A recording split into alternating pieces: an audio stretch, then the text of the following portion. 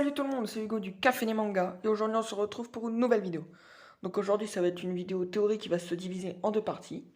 Donc la première sera sur les fruits ou techniques des 5 doyens, puis ensuite sera sur la bataille contre le gouvernement mondial menée par Luffy au chapeau de paille. Et donc on va commencer la vidéo directement. Donc pour commencer la première partie, je vais déjà dire pour moi quels sont les fruits du démon des 5 doyens ou capacités ou techniques qu'ils ont.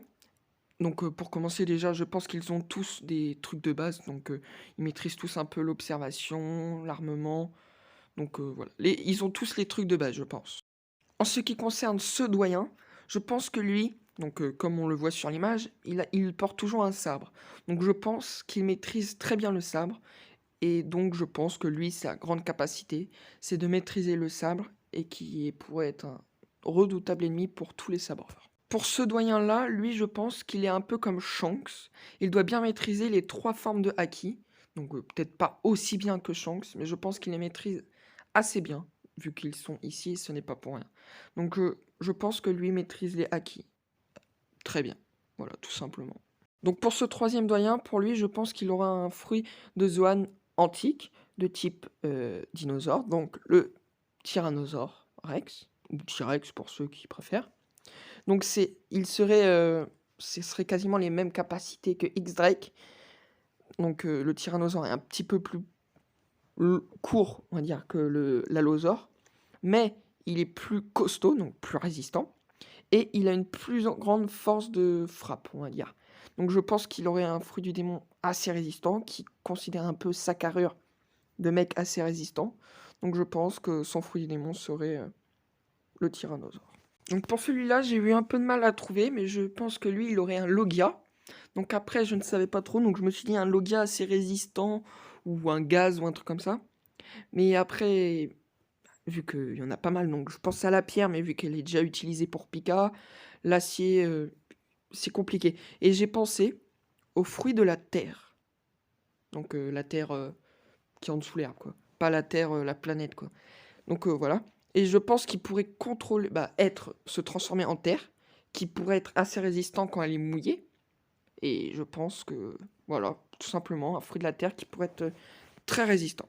Donc pour ce dernier doyen, lui, vu sa carrure, je sais pas, je voulais un fruit de type paramécia, vu que les 5 auraient une capacité spéciale. Donc un épéiste, l'autre Haki, l'autre Zoan, l'autre Logia.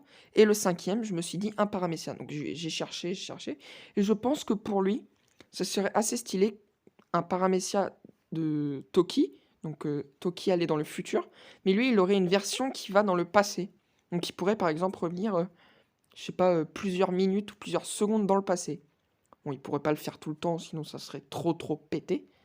Mais ça pourrait être intéressant. Ou peut-être même aussi mettre pause le temps. Donc ça serait un fruit vraiment en rapport avec le temps pour lui, je pense. Vous allez peut-être vous demander pourquoi le temps, il colle un fruit du démon comme ça. Donc pourquoi le temps? Parce que je trouve que par rapport aux autres, il fait peut-être un peu plus vieux, avec sa longue barbe, ses longs cheveux. Et ça fait un peu penser à un mec qui voyage dans le temps. Voilà, tout simplement. Donc maintenant, dans la partie 2, je vais parler de ce qui pourrait se passer. Donc pour moi, Luffy aura révélé la vérité. Donc beaucoup de pirates seraient d'accord avec lui. Donc pas que des pirates, mais beaucoup de personnes seraient d'accord avec lui. Même certains de la marine seraient d'accord avec lui. Mais Akainu, lui, ne voudrait pas, comme Kizaru, parce qu'ils sont, on va dire, un peu des extrémistes. Donc ils ne seraient pas d'accord. Et donc il se rangerait du côté du gouvernement mondial. Et Luffy, arrivant devant le gouvernement mondial, donc à la rêverie, là, à Marie-Joie, ils arriveraient avec quelques supernovas, car les autres seraient en train de combattre d'autres de la marine ou du gouvernement mondial.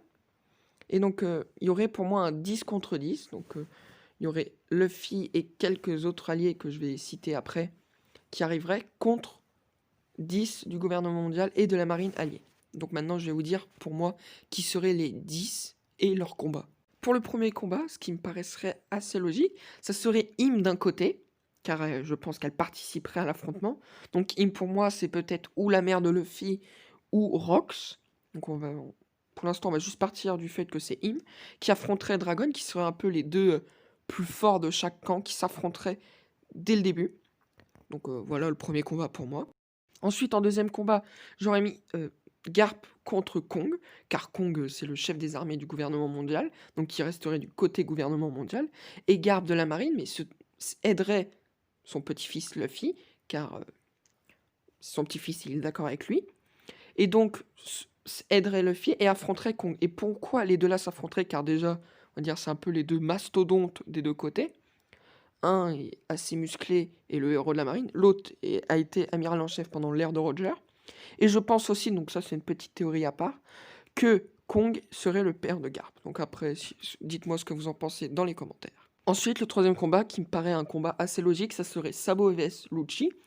Pourquoi Sabo vs Lucci? Parce que Sabo et Lucci se sont déjà affrontés plusieurs fois, et leur combat ne s'est jamais terminé. Et là, ce serait l'occasion de terminer enfin, pour une fois, leur combat, et montrer vraiment, car on ne sait pas vraiment qui est le plus fort, même si je pense, j'en parlerai après, de qui est le plus fort des deux.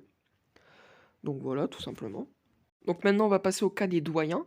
Donc Zoro affronterait le premier doyen, car ils maîtrisent tous les deux le sabre, et ça ferait, je vais dire, un bon dernier combat, parce que je pense que ça serait vraiment le dernier combat contre le gouvernement mondial pour l'équipage de Luffy et tous les pirates. En fait, ce serait vraiment le combat ultime. Et je pense que Zoro, ici, pourrait encore nous dévoiler sa dernière technique, voire sa technique ultime contre ce doyen, et tout simplement l'éclater, quoi. Ensuite, je pense que U-Rouge aussi serait présent aux côtés de Luffy pour affronter le doyen avec le fruit du tyrannosaure. Pourquoi? Parce que U-Rouge a déjà affronté celui de X-Drake, donc avec l'allosaure. Et je crois, d'après mes souvenirs, c'était assez serré, mais je pense que U-Rouge l'aurait battu à terme. Et je pense que U-Rouge est plus fort que X-Drake. Donc je pense qu'il affronterait l'un des plus forts, voire peut-être le plus puissant en termes de force brute des 5 doyens, car U-Rouge est, en termes de force brute, je pense, le plus fort des supernovas. Et cela pourrait aussi nous permettre de voir quelle est la véritable force de Rouge, car on ne l'a jamais vraiment vu combattre, et affronter un doyen serait parfait. Kobe lui affronterait le doyen qui maîtrise les haki, parce que cela pourrait nous permettre de montrer aussi la force de Kobe, car on n'a pas vraiment eu de démonstration de sa force actuelle. Et cela pourrait être assez intéressant de le faire affronter quelqu'un qui maîtrise assez bien tous les haki et nous montrer enfin que Kobe mérite d'avoir une bonne place dans One Piece et peut-être devenir amiral en chef. Mais ça, j'en reparlerai tout à l'heure. Ensuite, nous aurions un Kid et Katakuri contre le doyen de la Terre et le doyen du passé, on va dire. Pourquoi Kid et Katakuri s'allieraient? Parce que ça ferait vraiment l'équipe des cheveux rouges. Donc ça, je viens de le trouver, mais voilà quoi. Et les deux là, je les apprécie beaucoup. Et je pense que eux deux en équipe pourraient être vraiment assez intéressants à voir. Surtout qu'il y aura un rapprochement entre les deux plus tard. Mais j'en parlerai tout à l'heure. Contre ces deux doyens, parce qu'il y en a un qui est assez résistant et l'autre maîtrise le temps. Et cela pourrait montrer à Katakuri son évolution peut-être depuis le combat contre Luffy sur son acquis de l'observation. Et voilà, tout simplement. Le dernier combat serait un Luffy et Fujitora, car je pense que Fujitora sera du côté de Luffy, parce qu'il a toujours été opposé à Akainu. Et contre donc Akainu et Fujitora. Donc pourquoi ces deux-là? Parce que Luffy et Fujitora, je pense qu'ils feraient une bonne équipe. Et contre Akainu et Kizaru, ça me paraît un combat assez équitable et logique. Donc pour le résultat des combats, je pense que Im gagnerait contre Dragon, car je pense qu'elle est plus forte que Dragon en termes de force. Ensuite, je pense aussi que Kong battrait Garp, car Kong est vraiment, je pense, surpuissant et plus fort que Garp en ce moment. Et donc voilà. Donc je pense que vraiment là, ça montrerait que le gouvernement mondial domine. Donc là, ça pourrait faire un petit peu montrer que Luffy est un peu en difficulté. Sauf qu'après, on verrait que Sabo bat Lucci, parce qu'il fallait qu'il le batte, c'est logique.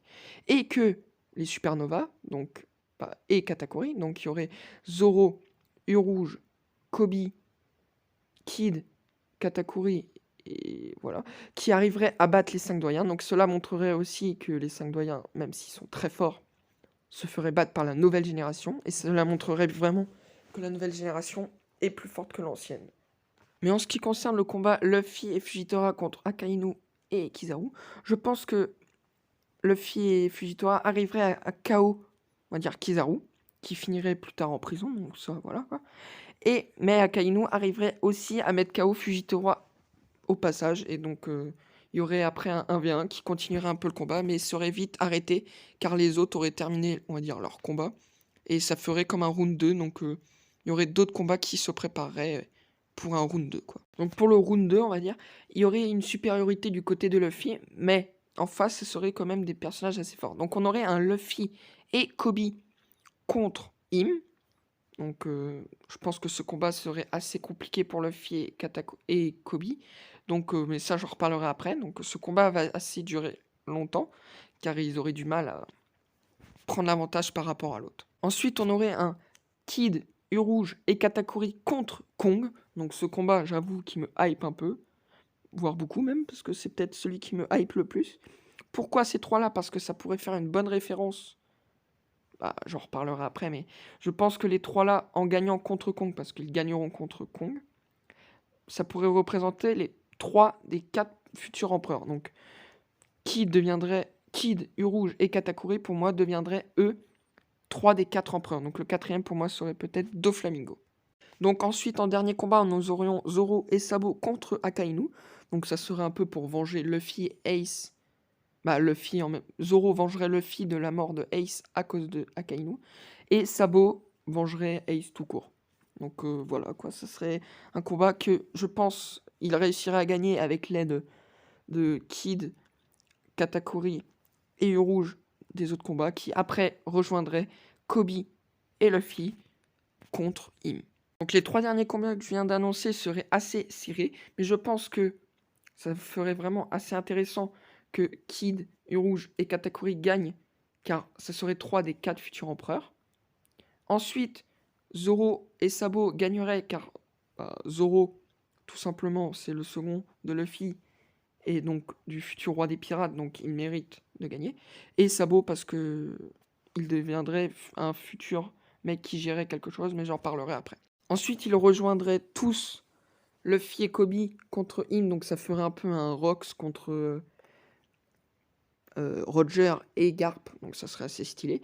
Mais là, je pense que avec les autres qui arrivent, Im qui aurait pour moi un pouvoir un peu de contrôle, un peu comme Doflamingo avec les films, mais vraiment un contrôle. Et donc en battant Im, les 5 doyens et Kong reprendraient un peu la raison. Donc voilà, tout simplement. Et je pense que Im, en voyant qu'elles ne peuvent pas faire face entre tous ces derniers combattants, car pour moi, Kobe et Luffy, l'un deviendra amiral en chef de la marine et l'autre le roi des pirates, voire un le sera déjà. Et il ne comprendra pas, et il demandera comment ça se fait. Elle n'avait pas du tout prévu de perdre contre Luffy et Kobe. Elle pensait qu'elle allait gagner de large avec les autres. Et juste avant que Luffy réponde, ils répondront tous, mais vraiment sans exception. Luffy a le pouvoir de rallier tout le monde à sa cause. Et c'est pour ça que il n'a aucune chance, car le pouvoir de l'amitié gagnerait. Donc voilà, bref, quoi, le baratin, comme d'habitude. Et donc ils arriveraient à le battre. Donc maintenant, on va passer à la dernière partie, où je vais expliquer qu'est-ce qui se passe après. Et donc après tous ces combats, Akainu réussirait à fuir. Im et les 5 doyens finiraient en prison, car ils ont vraiment contrôlé, même si les 5 doyens, c'était pas trop de leur faute, ils finiraient dans une partie d'une prison ou créée, ou un cercle en dessous d'Impel Down. Mais ça, je crois que j'avais déjà fait une vidéo dessus sur un cercle caché. Donc Luffy deviendrait le roi des pirates, il y aurait les empereurs et tout le bordel, Kobe deviendrait amiral en chef, et Sabo, lui, Dragon lui abandonnerait tout, mais Sabo lui créerait un ordre qui serait allié avec la marine et en même temps avec les pirates, donc avec Luffy, qui serait un peu contre la néo-marine, car Akainu aurait créé une néo-marine avec des marines qui l'auraient suivi, quoi. Un peu comme Zephyr dans Z. Et donc ça serait un ordre pour essayer de les arrêter. Donc il y aurait dedans Sabo en chef, donc Ivankov, il y aurait Tsuru, il y aurait Garp, donc tous ceux qui veulent vraiment empêcher Akainu de refaire la merde, donc ça serait vraiment un ordre qui mélangerait tout le monde. Et donc il y aurait Kong aussi qui rejoindrait, car il voudrait se faire pardonner de toutes ces erreurs qu'il a fait à cause du contrôle que Im lui a fait. Donc ça pourrait aussi montrer une rédemption pour Kong. J'espère que cette vidéo théorie un peu plus longue que la moyenne vous a plu. Donc si elle vous a plu et que vous êtes d'accord, dites-le en commentaire et likez la vidéo pour nous soutenir. Abonnez-vous pour montrer et pour être au courant des prochaines vidéos qui sortiront. Donc je vous souhaite bon week-end. On se retrouve la semaine prochaine pour une nouvelle vidéo. C'était Hugo du Café des Mangas. Salut!